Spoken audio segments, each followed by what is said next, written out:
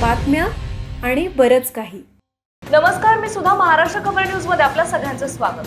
बार्शी शहरातील जैन मंदिराजवळील रुबाब कलेक्शन या दुकानामध्ये दिवसाढवळ्या घडलेल्या जीवघेण्या हल्ल्याने शहरात मोठी खळबळ उडाली आहे. जमिनीच्या वादातून आरोपींनी दुकानात घुसून दुकानदारावर खंजीराने हल्ला केला, दगडफेक केली, दुकानाची मोठ्या प्रमाणात तोडफोड केली आणि 1 लाखांची खंडणी मागत जीवे मारण्याची धमकी दिल्याची तक्रार जखमी दुकानदाराने दिली आहे. तक्रारदार सौरभ वैजनाथ जाधव यांनी दिलेल्या जबाबानुसार 20 जुलै 2026 रोजी दुपारी 1 वाजता भैया ढावारे हा 7 ते 8 अनोळखी साथीदारांसह त्यांच्या रुबाब कलेक्शन दुकानात आला. आरोपींच्या हातात खंजीर आणि कोयते होते. त्यांनी शिवीगाळ करत नवनाथ जाधव आणि जगन्नाथ जाधव यांच्या जमिनीचा विषय निकाली काढण्याचा दबाव टाकला. मी सौरभ वैजनाथ जाधव, राहणार अलीपूर रोड, पिंपळकर प्लॉट, बार्शी.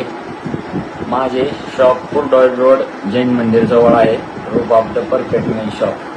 दिनांक 20/7/2026 रोजी माझ्या चुलत्यांनी नवनाथ किसन जाधव व जगन्नाथ किसन जाधव या दोघांनी 10 ते 12 जणांना गुंड लोकांना मला मारण्यासाठी माझ्या शॉपवर पाठवले.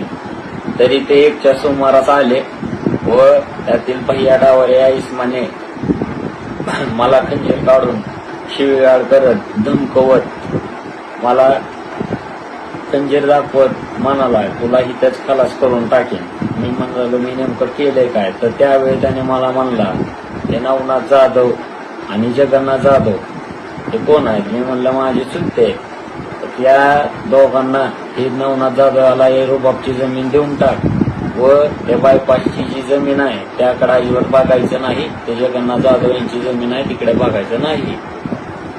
त्यानंतर मी दुकानात एकटा बसलेलो असताना दुपारी 3-3:30च्या सुमारास मुन्ना बोटे व काही 10-12 इसम दुकानमध्ये डायरेक्ट आले व त्यांनी आले की मी त्यांना खूप रिक्वेस्ट करत होतो, हाती जोडले की बाबा मला मारू नका.